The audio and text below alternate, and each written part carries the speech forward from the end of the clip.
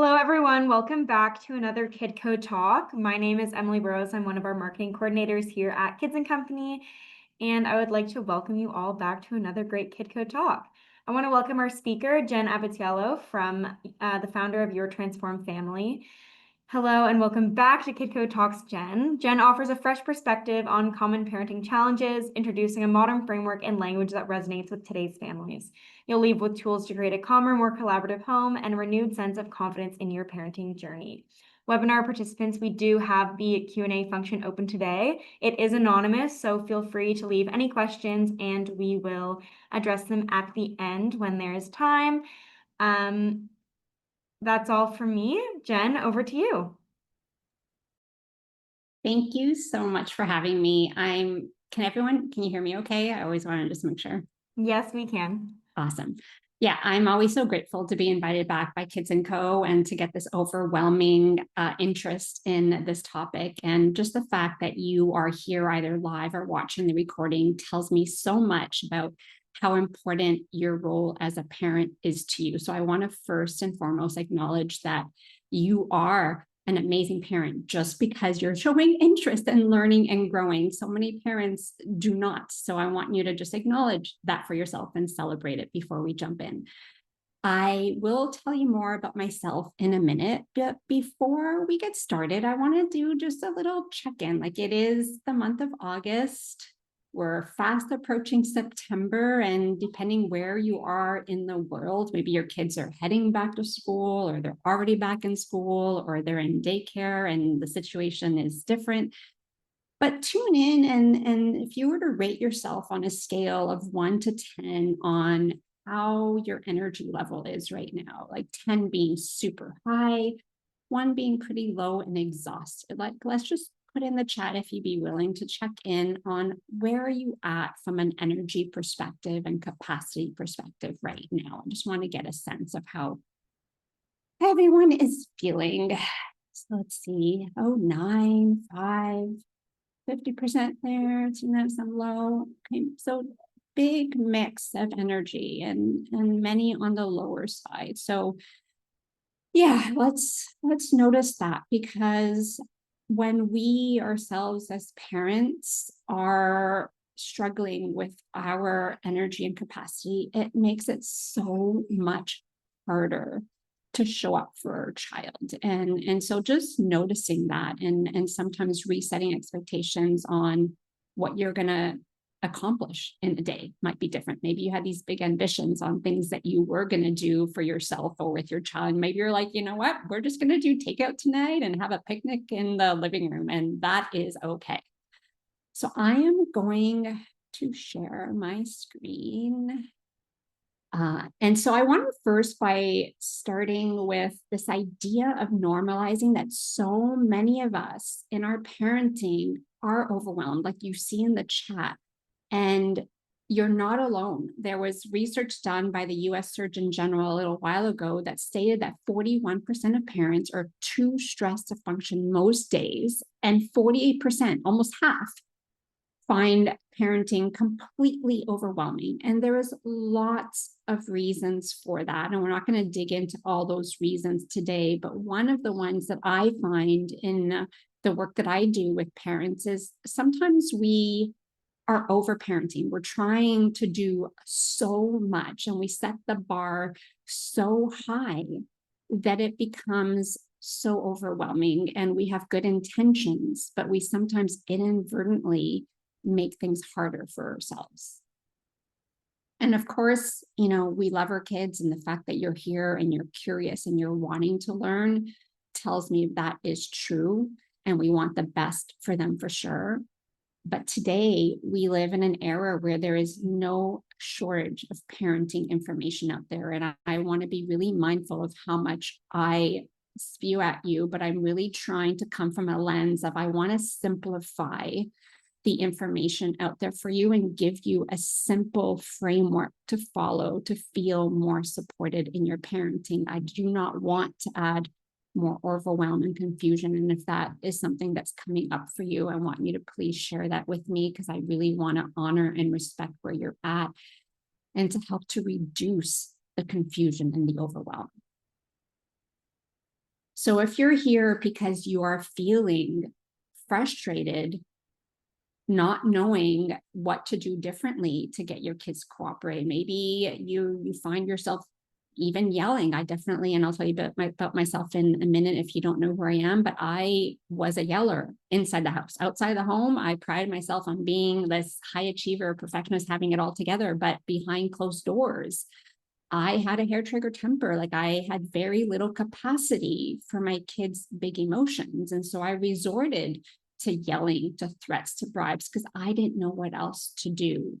And it left me feeling like I was failing, or that maybe something was wrong with my child. I was like, why do other kids seem like they are so well behaved and cooperating, and mine were not? And so it's this cycle and this spiral that does not serve us. And I just want you to know that wherever you're at right now, it's okay. And I want you to leave today with a greater sense of hope and understanding of what you can do different. Because that's exactly what I've done in my parenting. My boys are now 11 and 13, and I started this work when they were 2 and 4 because I just felt like there had to be a different way. Parenting really brought me to my knees. Like I said, I was a high achiever perfectionist. I worked for companies as large as Microsoft and built scale-up organization. I was successful. I was like, why can't I be as successful in my parenting? And it was learning to understand what I was doing that was actually making my parenting harder. That's led me to support other parents along their journey. So I always say, like, what you see on this slide are some of the trainings and development that I've done, but really it's been from my lived experience that I find I'm able to help support parents more because I've been in your shoes. This is not something that's just from the science, although I will share the science. A lot of it is from me learning what works, what doesn't, what's going on for me, that allows me to support other parents around the world to break cycles of anger, frustration, and guilt. So as I mentioned before, we're going to start with us. I'm going to start with an exercise that I love doing, not just for myself, but with kids. I always say, like, when we tune into, if we're feeling overwhelmed in whatever situation is going on in front of us, the first thing to do is tune into that feeling, like it feels too much, and to notice that the situation in front of us is not an emergency. And I'm going to walk you through this 5-finger breathing exercise. And the reason I love it is because you can do it for yourself, but you might also be amazed that when your child is watching you, they might follow along as well. And I want you to notice as you're doing it, and I'll guide you through it, does anything shift for you? So it's our hand. And the reason I like this is also there's a sensory component to it. So we're just going to trace our fingers. So as we go up our finger, we're going to breathe in, we're going to pause at the top, and then we're going to breathe out. So I'd encourage you to do this with me. So we're going to start with a deep breath in. We're going to hold and a deep breath out. Do it again, a deep breath in. A hold and a deep breath out. Deep breath in. Hold and a deep breath out. Deep breath in. Hold and a deep breath out. And one last time, deep breath in. Hold, and if you need to make a big sigh out.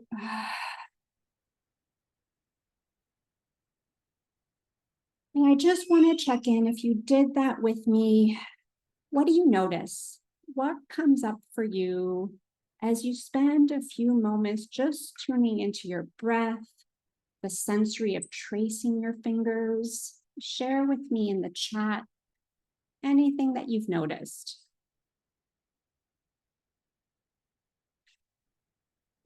Oftentimes I hear people saying that, oh, like my chest isn't as tight. I can breathe a little more. Again, this was just less than 2 minutes, just a moment to again tune in, to focus on our breath with sensory. This is something you can do for yourself, with your child, anytime, anywhere. I know some parents who even do it when they're in a meeting. Like I was visibly showing you my hand, but you can discreetly do it when you're feeling maybe overwhelmed in a meeting, and you can put your hand on your desk where no one, like I'm doing it right now, and no one needs to know that I'm doing it. Just tracing my fingers, focusing on my breath in and out.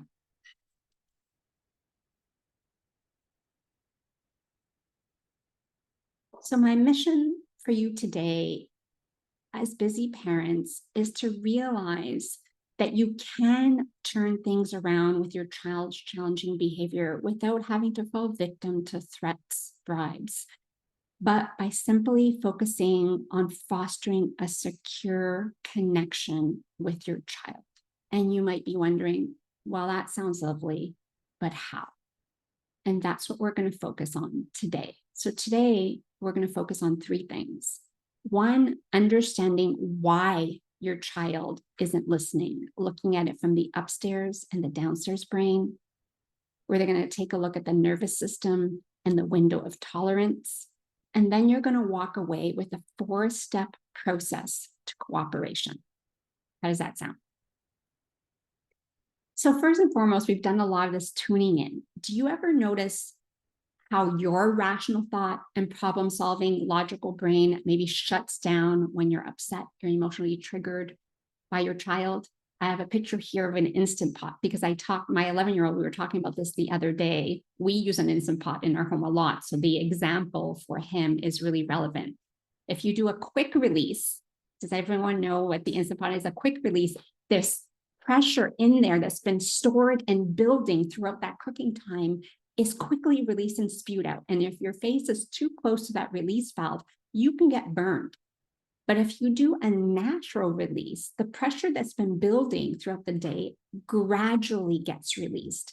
And this is really relevant in our lives because throughout our day, throughout our week, throughout our months, pressure builds, right? We all go through life with different challenges, some small and big. And if we don't find ways to gradually release that tension that's building, oftentimes it's this quick release that's messy for everyone. And so really just being mindful of how am I feeling and what are ways throughout your day, like that 5-finger breathing, that you can tune in to gradually reduce the pressure for yourself, as well as looking at your child.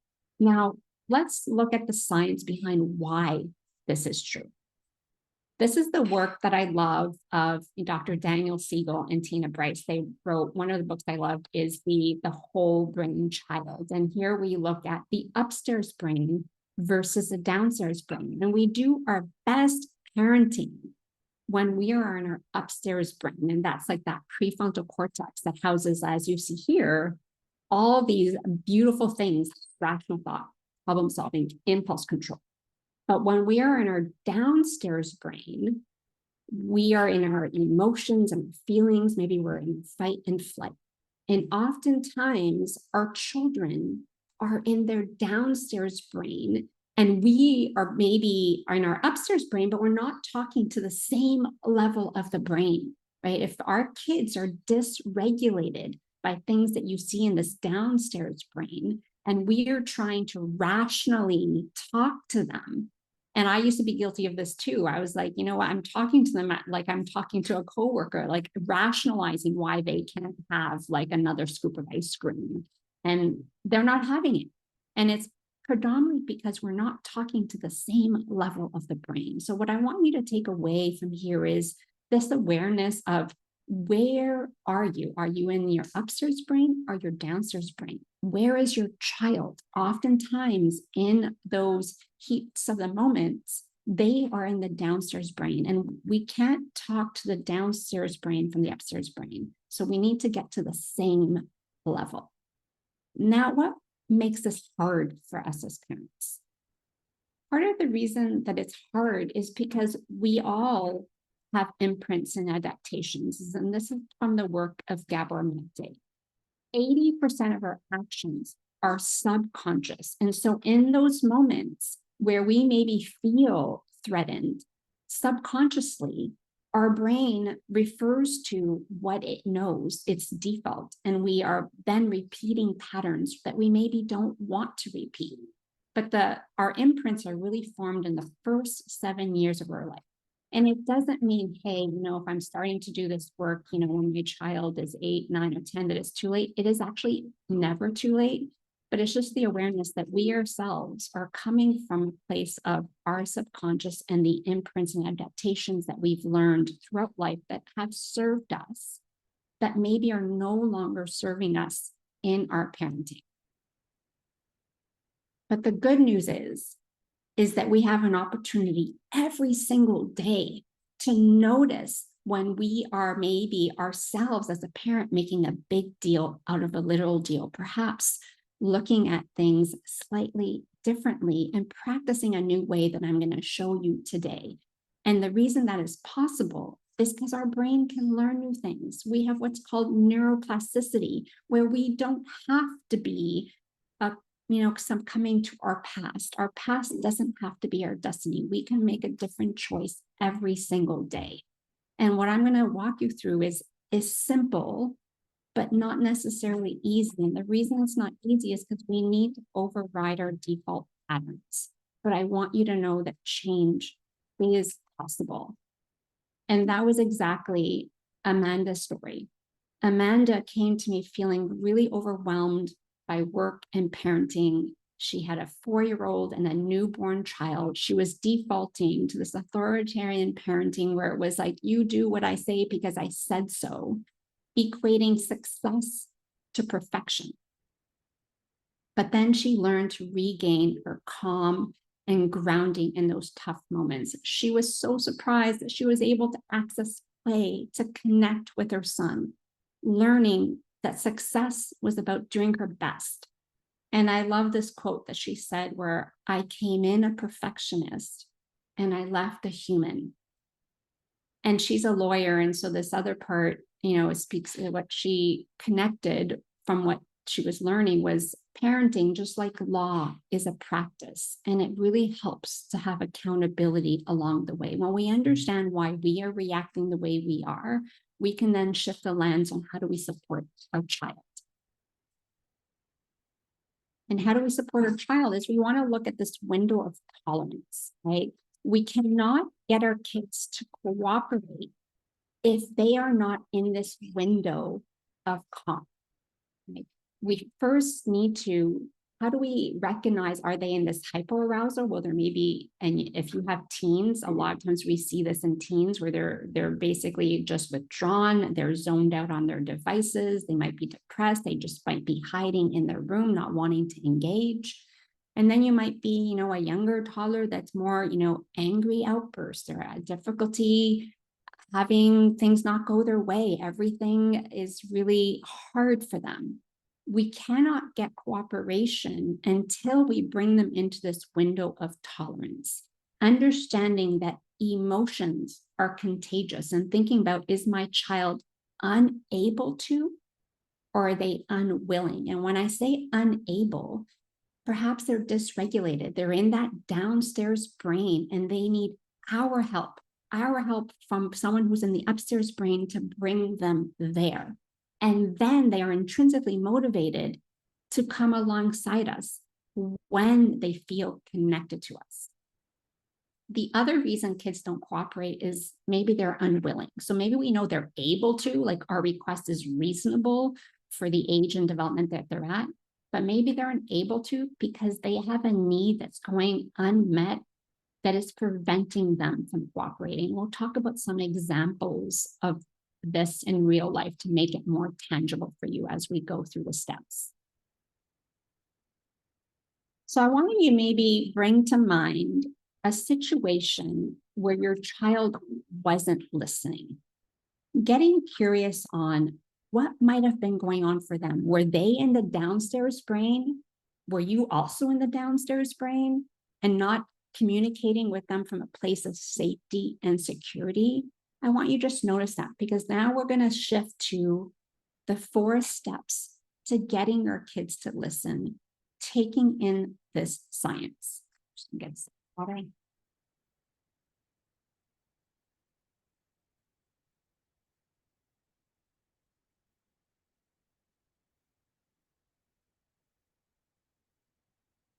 So I'm going to walk through the 4 steps, just give you an overview of them, and then we're going to go through each step in more detail. And again, I encourage you put questions in the comments as they're coming up. And if I don't address them in this moment, we'll also look at them at the end. So the first step is you want to get their attention. Oftentimes, this is where so many parents go wrong. Like I was working with a father who's like, oh, my child never listens when I'm telling them it's bedtime. And when we started to unpeel the onion on, well, how was this request being made? Oftentimes, like, the dad was in the kitchen while his daughter was in the living room, or he was upstairs while she was downstairs. And it's like, hey, time for bath. And we think they're hearing us, but we haven't yet gotten their attention to confirm that they're ready to listen. And so this first step in getting their attention, we'll talk about that connection. The first step is, how do I connect with my child to ensure they're in the best position possible to listen? Once we know that they're ready to listen, we've gotten their attention, we've connected with them before we've made a request, then we want to make a request. And we want to make a request, not a demand. Oftentimes we start coming from the lens of we're barking orders. And even think about yourself in your job. When are you most apt to listen? Is it when someone just dictates things to you without, getting your thoughts and opinions, or even factoring in your capacity? Can you handle this? We're going to talk about how to make a request that increases the likelihood that your child will cooperate. Then we're going to talk about confirming that you're on the same page, because sometimes there's miscommunication. And again, this happens in relationships in general, not just between the parent and child, but confirming that you are on the same page, so that leads to less disappointment and frustration when you haven't confirmed. And finally, we want to acknowledge feelings, because the big thing about cooperation is sometimes we have this unrealistic expectation that we want a child to be happy about what we're asking them to do. And that's not always going to be the case. And it's the idea that the feelings are always okay, and we want to correct the behavior. So acknowledging the feelings is a really key part. So let's go through each one of these steps and make it real. The first one is getting their attention, and that's the connection. And I love to draw from the definition of connection by Brené Brown: to be seen, to be heard, and to be understood. And so here you see a little boy deep into Lego building. And this is so relevant for me and my boys, even to this age, they still love building Lego. And so when you think about wanting to ask your child to do something, I want you to think about and look at them like they're the most important person in your world. And I want you to also notice the thoughts that might be coming up with, Jen, I don't have time for this. Well, is that true? Because whatever you're doing today, when you ask them to do something, if it ends up in a power struggle and you having to resort to threats or bribes, does that feel better? Does that take less time? And so we're not doing this process every single time, but it is a framework to follow when you're noticing, is my connection capital full or empty? Because if your connection capital is full, then you don't have to go through this process every single time. But when you don't go through this process, if you're ending up in power struggle, it means that your connection capital needs to be filled. So how do we fill it? You enter their world. You show interest in what they are doing. And with young children, I talk about the idea that it's only 5 to 7 minutes. In this case, this young child is building Lego. Go down on the floor with them. Get on their level, eye to eye. Express interest. Oh, I see you put the green Lego on top of the yellow one. What are you building? Are you building a bumblebee? Tell me more about what you're doing. Kids love to talk about what they're doing. If you have an older child that is on a screen, sit down beside them, look at what they're playing or watching, and show interest.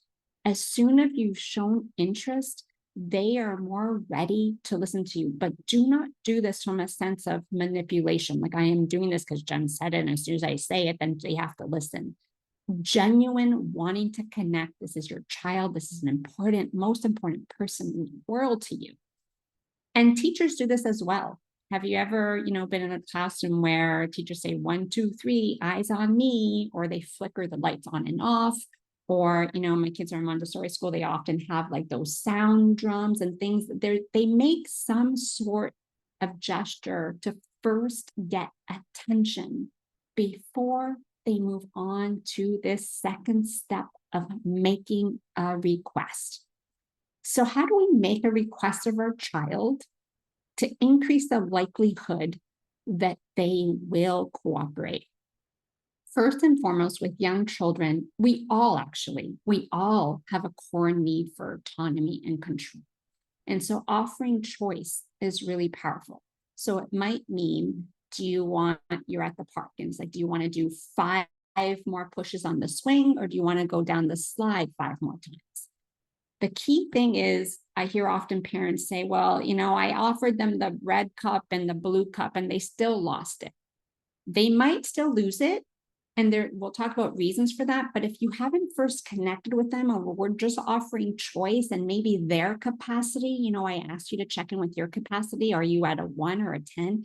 If their capacity is low and we're making a choice, which they might perceive as a demand, like I now have to think on which one do I want, they might be so under-resourced where they can't even choose, and it doesn't work. And we need to really focus on meeting them where they are at and looking at what is going on for them in that moment where they're not able to choose.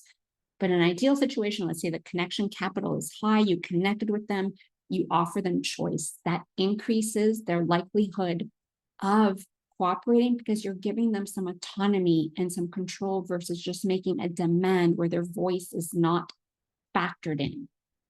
Using play, I talked about Amanda, how she was so surprised by her ability to use play. And one of the ways she used play, she came to her call so excited to share. Bedtime used to be hard. And like I said, she also had a newborn. And so she was putting her 4-year-old to bed.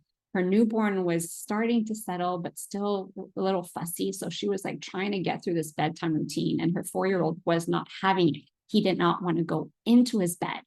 And so she sat there remembering this idea of, I need to be the calm in the storm. I need to see him. And she was able to access play. And she says, hey, do you want to sleep on the floor tonight? And her son, my kid, would probably say, yeah, I'd love to sleep on the floor. And then, you have to be careful. If you're suggesting something, you have to be willing to say, yeah, okay, I wasn't just kidding. And so he's like, no, I don't want to sleep on the floor. She got his attention using play. And he's like, do you want to sleep on the stool?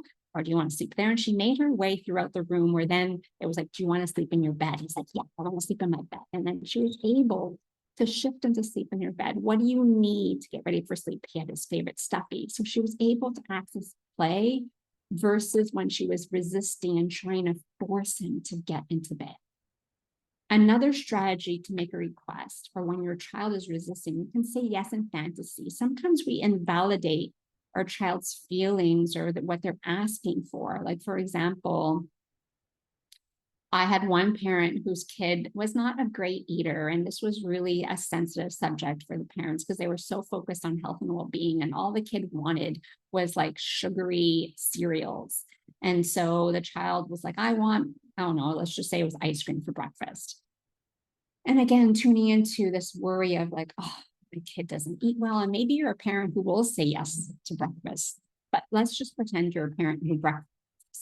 Ice cream is not an option for breakfast, but we can say yes in fantasy. So you can say, oh my God, imagine that you can have all the ice cream in the world.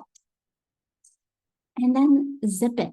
Sometimes we think we talk too much as parents, and I'm going to bring it back to the upstairs brain versus a downstairs brain. The downstairs brain is not ready to receive verbal communication. So if we are talking too much, it's like the Charlie Brown teacher, wonk, wonk, wonk, wonk. We want to slow down. We want to see and acknowledge your child, not make them bad for their wish or desire. Just see it. And sometimes just seeing it is enough. Give kids take about 7 seconds to process the words we are saying. And so sometimes when we're moving too quickly, we actually haven't given it space for them to land the words that we're saying.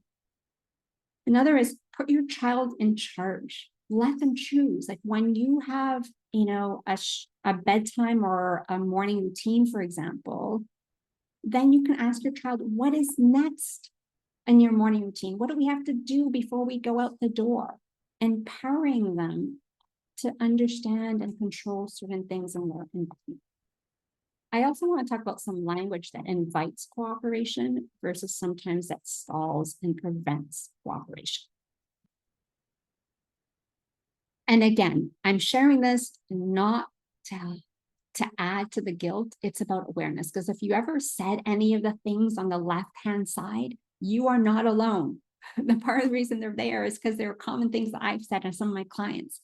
So you might say, stop yelling, right? Maybe, and this is sensitive for me. Like I don't like a lot of noise. Like I'm taking my kids to Canada's Wonderland in a week, and I'm like dreading it because I don't love all that stimulation. But oftentimes we tell our child what not to do. So when we say stop yelling, we're not actually telling them what we want them to do. So we might say, it's too loud. Can you whisper instead? And when we say stop throwing the food, it's like, well, maybe they want to throw a ball. It's like, okay, I see you want to throw a ball. Do you want to go outside and throw that ball? Or do you want to take this squishy ball that you can throw over here? Telling them what they can't do when they're not in that higher brain doesn't actually tell them what they can do. And sometimes when we say no to something, to them in their mind, again, from a development perspective, they think never. And then they go into this fierce, I need to exert my independence, my sense of self, versus maybe you mean not now. Let's go back to this, ice cream, for example. Maybe your child is asking for ice cream and they're like, yeah, ice cream's amazing. What flavor do you want? Do you want the strawberry or the chocolate? Great, we're going to have that after dinner, right? And again, this is really not to get into this idea of what your values are around dessert, but just this idea of sometimes we think it's no, but it's actually not now. And when we say no, just that word from an ego perspective, and our young kids are in their ego, they have to fiercely defend themselves. So really being mindful, not that you're never going to use the word no, because I don't want to add overwhelm, but just notice that if you use it often, it might result in more power struggles. Because I said so. So many of us grew up in this environment of parenting where you do what I say because I said so. You're meant to be seen and not heard. And now it's like, well, here's why. And oftentimes I work with parents to understand, what are your values and are your requests and your boundaries rooted in your values? Because then we can also reduce demands on things that maybe don't matter to us. And we can also then, when we ask our child to do something, we can also be able to say why it's important to us. Like for us, health is really important. And so when my kids want to stay up late, I'm able to say, like, my job is to ensure you're getting the sleep that you need. And so I start bedtime routines at a certain time because this is how much sleep your body needs. Now, I can't make you sleep, but what I can do is have proper sleep hygiene so that you're in your room ready to rest so your body can transition to sleep. That's why it's important to us, because health is important to us. Every family is going to have different rules and boundaries, and really bringing it back to why it's important to you. Even if you have a really young child, it's really important for you to know that, because the only person you need to convince of a boundary is you. If you're confident in what you're asking and what your boundary is, it's much easier to hold it and tolerate whatever discomfort comes back. And here again, instead of go brush your teeth, we're making a demand, right? And then we're just barking orders. It doesn't feel good. If we're able to rely on routines, what's next? Do you want to brush your teeth? Or do you want to put on your pajamas? Because does it really matter which order they do some things? Really giving them some choice and autonomy. This was Isabel. She had 2 young kids, a demanding job. She felt overwhelmed and stressed. She was on this cycle of yelling, rewards, threats, bribes. When she learned to really show up for herself with empathy, to give herself some breathing room before reacting, right? Oftentimes we think the situation in front of us is an emergency, and practicing that pause where we can say, whew, maybe I'm going to take a finger breathing. Maybe I'm going to splash water on my face. That gives us the opportunity to make a conscious choice on how we're going to show up for our child. So we talked about this idea of connecting, entering their world before you make a request. Then we talked about step 2, where you make a request and ways to increase the likelihood of how you make the request that increases cooperation. Then we want to move on to step 3, confirming that they heard. And there's different ways to do this. It might be if you've offered choice and they've made a choice, then you don't necessarily need to confirm, or you can just simply reel back, oh, so you want to do 5 more slides at the park before we go. Great, let's go. Right. So that's a way of confirming. Or you might want to say with an older child where maybe you're discussing, even what time they're expected to be home, you might want to just say, can you just repeat back what we agreed to? Because I just want to ensure that I communicated clearly and that we're on the same page. Right? You're looking for, are they able to get to that upstairs brain? Because if they're able to articulate back what you've agreed to, that signals that they have that rational thought impulse control. So they're in the upstairs brain. If they're still in the downstairs brain, your work is to get them to safety and regulation. The most important step of this 4-step process is number 4, and that's acknowledging the feelings, because your child, like I said, may not like what you're asking. And we want to validate and acknowledge that. And there's a lot of confusion in this time where we talk about this peaceful parenting or this gentle parenting or whatever you've heard. And the reason I don't really subscribe to that, because it gives the confusion that there's no boundaries, that we're not setting a framework on what they're able to do and not able to do. And that's actually scary for our kids. Like, I use an extreme example of, imagine I gave my 11-year-old keys to the car. He might initially be like, oh, wow, so exciting, I can drive. And then, oh my God, my mother thinks I could drive. Our kids actually need boundaries. They need to know what is acceptable, what isn't, but they also need to know the reassurance that when they have a hard time with that boundary, that they are still lovable. So we could validate the feelings and the frustration and the disappointment, be with that. And that might be being low and slow, little talking. Might be like, yeah, it makes sense. You're really disappointed that we're not going to the park. Or you're really disappointed that you have to stop building a Lego because it's bedtime. Doesn't mean we don't hold the boundary. It means that we allow for the feelings while correcting the behavior. This process, whether you have a toddler or teenager, is so relevant. I work with a mother, Anita, of 2 teenage daughters, and she was struggling with feeling disconnected from them. They were just closed up in their rooms. It was just power struggle, demands after demands. And one of the key shifts she made was first tuning into her needs, what she needed, learning to express that in terms of, I'm feeling overwhelmed. I'm needing some quiet. Would you be willing to XYZ? And from a parenting perspective, she shifted from dictating what she thought things should look like, even in terms of, school and homework, to really active and reflective listening, really just being that safe space to be heard. And we have to learn to tolerate that sometimes our kids are going to mess up.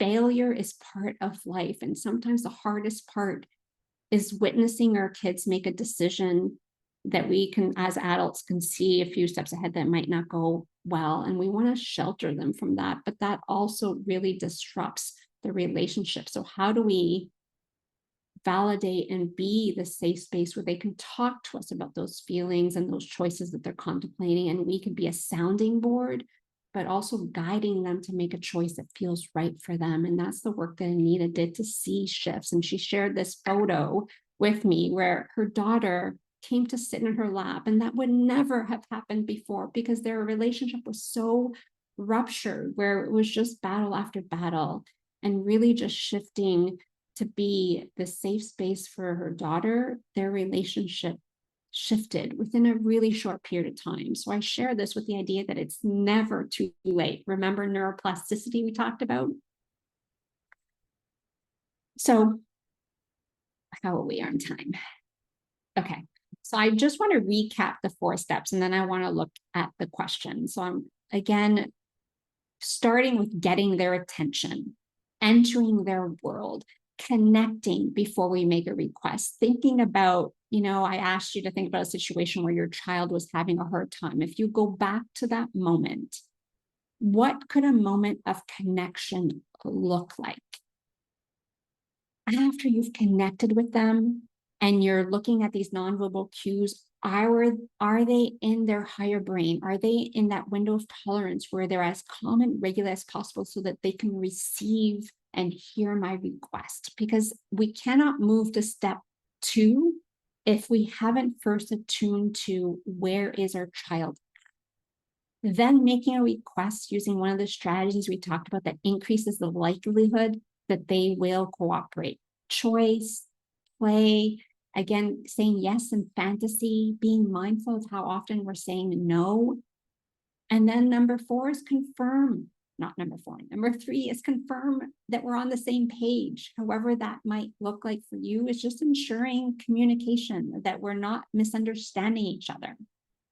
And number 4, the most important step is acknowledge the feelings. Acknowledge that whatever you're asking, they might not be happy about.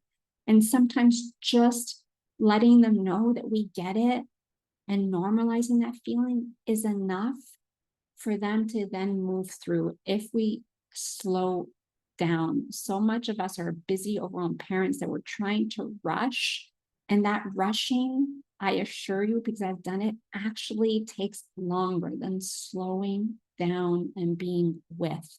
And as we continue to work through this process, it gets easier and faster, always tuning into what is my connection capital with my child. If that is empty, then we need to fill it so that they're more likely to follow us because they're intrinsically motivated to cooperate with us from a survival perspective. But sometimes we end up in this fear, in this worry, and in this power struggle. So just noticing where we are at. I'm going to open it up for Q&As shortly, but if you want more custom support, I encourage you to book an absolutely free consult call with me. You can go to www.speaktojen.com. There's a QR code here. I know Kids & Co is going to share the links. Other ways you could find me is by email at Jen@YourTransformedFamily. You can also find me at LinkedIn, Jenn Abbatiello. Not as often on Instagram, but I do check it occasionally at Your Transformed Family. And I want to leave you with a final thought before we move to the Q&A is connection is a superpower. And this is a quote from Dr. Tina Payne Bryson, is if we're focusing on the relationship and the connection, the behavior will follow. And it's that trust and that belief that that can be true. So thank you. And I now want to open it up for Q&A. Thank you so much, Jen. We had a lot of questions coming throughout, so I wrote a couple of them down and hopefully we can address a few. And if we don't get to your questions in this part, please write them down and send them over to us and we will send them to Jen to answer afterwards. First question here is, just yesterday I was in a good state and asked my 3-year-old son to come eat his dinner. He would not sit at the table or listen. I had previously given him 3 to 4 warnings that dinner would be soon. He acknowledged that it was dinner time, but continued to come back and forth to the table, but would not eat. How would you deal with this situation? Yeah. First, like I said, this idea, one, acknowledging that maybe like we're wanting to ensure that good, healthy food is into our child. So we want them to come and sit and eat because maybe thinking about what the value is. It's like, is the value that I want to ensure my child is getting this nourishment. And I want you to reflect back on when I talked about when your child is not cooperating, really thinking about, are they unable or unwilling? And unable is our request developmentally appropriate. And it sounds like you did all, like, like I said, oftentimes parents are like, but I did the choice and I was feeling calm, and they're still not listening. Yeah. And this is where we have to also sometimes surrender and get curious on what else might be going on. What other need? Because then it's this unwilling. Is there a need that is greater for them than the food and the nourishment that's preventing them from wanting to go sit down and eat? You mentioned that they were maybe going back and forth to play. And so do they have this need of play that is in that moment much stronger for them? How can we acknowledge that? Or are they not hungry, right? I'm not going to be able to give you a silver bullet on what the answer is, but I want you to get curious on, is their need for play in that moment greater than food? And is that preventing them? Are they not hungry? Like, did they have a snack too close to dinner and they're like, I don't really want to eat. So thinking through what might be going on and how could we then support them depending on which of those situations is true. Could one of those possibilities be true? Like, is their need for play greater, or are they not hungry? Because then depending on which one of those is true, what you do next would be different. Thank you. Our next question here is, how do we help kids who can't make the choice? We offer choices a lot, but often get "I don't know" as an answer. Yeah. And I touched on this when I was talking about this choice, that sometimes, and I had a couple that I was working with who this was true for their daughter, who I think was about 5 or 6, where they were offering choice. And she would almost lose it and melt down at the choice, where it's like, I don't know, I can't choose so hard. And oftentimes that is a signal that they have too many demands being put on them, and that one additional demand is too much for them. And so we want to come back to really focusing on how do we build this connection with them, and maybe refraining from doing choice for a period of time to reduce the demands on that child. So it might be, again, validating, yeah, it's so hard to pick. Like, you're worried if you pick one that you're going to feel like you made the wrong mistake, acknowledging that sometimes the choices are hard. And so looking at that child and thinking about, are there a lot of demands being put on this child that maybe choice is too much for them? How can we go back and build this secure connection, reducing demands in other ways?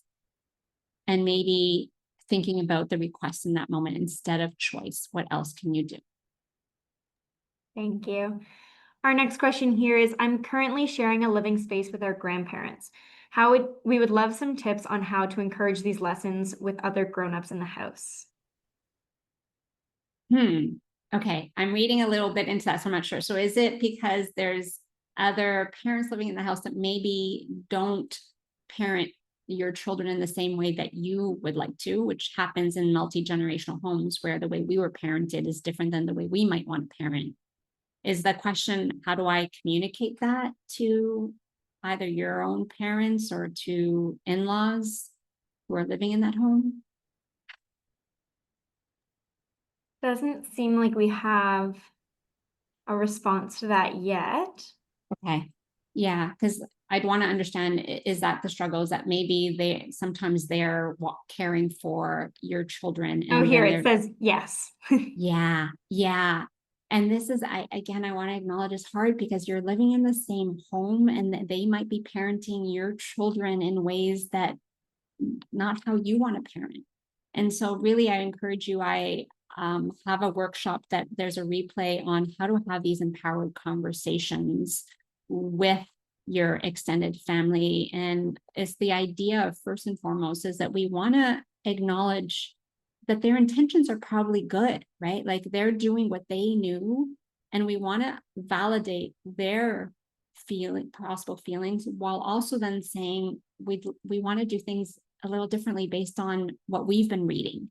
Oftentimes I say you can blame it on a book you've read or someone else, like, we've read this and we want to take this approach, and give them explicit, would you be willing to do this instead of that? But really just honoring where they're coming from, because sometimes they start to get defensive because they think, well, we don't appreciate them, or we think that they've done something horrible, when in reality, they were doing the best that they could at that time. So learning to have these hard conversations is tricky. And I can definitely send some more resources on how to begin having those conversations. But it is about being comfortable having those hard conversations, because otherwise nothing changes. Thank you for that. Next here we have, does your approach adjust for kids dealing with challenges like ADD or ADHD? Yeah, so full transparency, my 13-year-old has autism and ADHD. And I often say, I've come to this work based on learning how to show up for my child and where they're at. And so how I support my child with ADHD and autism is different than how I support my neurotypical child, and really looking at how do you meet your child where they're at, having empathy and compassion on some of the struggles that they might have. And so you provide different scaffolding of support based on their brain development, where they're at, and the needs that they have. So the framework is the same, but the execution of it is different based on your child and what needs that they might have, or what differences that they might have. Thank you for sharing that. And here we have, how many times to ask the child, giving them time to correct the response before holding the boundary? You don't want to make a request more than once, right? Because if you start to say the same thing over again, that's the definition of insanity. Then you're building with frustration, thinking, I've already asked you like 3-4 times. Like that to me is like, we, the adult, need to course correct. Because if we've made a request once and they haven't followed through, we need to pause and think about what is going on here. Have I not connected with them first? Is there a different reason why they're struggling? So we don't want to get into a pattern where we're asking 3 or 4 times, because that just leads to more frustration. We want to stop earlier and really get curious on what is preventing them from cooperating. Thank you. And here we have, what do you say to a parent who feels guilty for raising their voice? Gosh, I was like I said, I was a yeller, and when we end up feeling shame, and the shame is like we keep it inside and we don't talk about it, it grows. And so for me, I often share the fact that I was a yeller, because I don't want anyone to feel that they're a bad parent because they yelled, because we're human. And even when I shared Amanda's quote that she came in a perfectionist and left a human, we also want to acknowledge that we're fallible. We are going to mess up. And I often remind parents that you only need to get this right. I think the research says like 60 or 70% of the time. I want you to focus on compassion for yourself when you yell, to acknowledge what is going on for me. What need am I having that's going unmet? And then how can you repair? Because repair is the most important piece of parenting. 60-70% you want to get it quote unquote right, but then the 40 to 30% you want to repair. You want to have accountability for your behaviors, because this also models to your child that they can make a mistake and they're still lovable and they can make it right. And what might that look like? It's like, I'm really sorry I yelled at you. I was feeling frustrated. I was needing some cooperation. Next time, I'm going to focus on taking a few deep breaths, or like splashing water on my face. Would it help? It must have been scary when I yelled. Can I give you a hug? And then you can talk about maybe what you want to do differently as a family next time. But really, it's okay to yell. I'm not saying that you shouldn't be yelling all the time. I think that's underlying on what's going on. But tune into what was going on for you when you yelled, giving yourself some grace, and then repairing. Thank you for that. Here, I think we have time for one more question, which is, my 5-year-old daughter gets very giggly and silly sometimes when I'm trying to get her to focus and follow directions. This is usually when it's time to get dressed or get into pajamas. During these situations, she has a lot of trouble listening and she just wants to play with her little sister. It is chaotic and frustrating for me. Is this a common struggle? Oh my gosh. And I know I'm answering a lot of these questions quickly, so please don't hesitate to reach out. But this was so common for me. And even now, I'll be honest, like 11 and 13-year-old, they can get silly, and silly though it's a happy emotion, it is still a state of dysregulation, right? This high energy silliness is a dysregulated state. So we first gotta tune into the fact that, okay, the silliness means they're in this dysregulated state and they need my help to come back. Looking at it, okay, in that moment, maybe they have a need to move and be silly. And so we want to honor, acknowledge it. So I often say to my kids, I see that you're silly and you're being so fun and playful. Can we get all of our sillies out and maybe shake it out? And sometimes my kids used to do like a run around the island. Let's run around. We had a kitchen island. Let's run around the kitchen island and shake our sillies out. And now it's time to freeze like a statue. Get them to calm and regulate. And then when we get them to that freeze like a statue and focus on our breath, then we can say, now do you want to go take a bath first? You want to PJs, but first dip your toe into that silliness, being mindful that it might be triggering for you. This idea is like, man, like silliness is maybe hard for you to witness. It is sometimes still hard for me to witness, but dip your toe into the silliness. The need is maybe to move, to be fun, playful. Give them that space to let that need be filled and then shift them. Does that make sense? Yes, thank you so much. And if we didn't get time to go over your questions, like I said, please write them down and save them to ask later. Jenn, thank you so much for another fantastic Kidco Talk. It's always great to have these live Q&As at the end and answer some of our viewers' questions.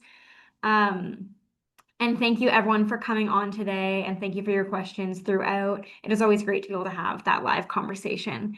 I would like to remind everyone as you're leaving that there will be a short feedback survey to give us and Jenn some feedback as well. Anyone who registered today will receive a recording of this Kidco Talk to their email with information on how to find your transformed family and Jenn as well. And Jenn, thank you so much again, and we will see everyone next month for our next Kidco Talk. Thank you and have a great day. Have a good day.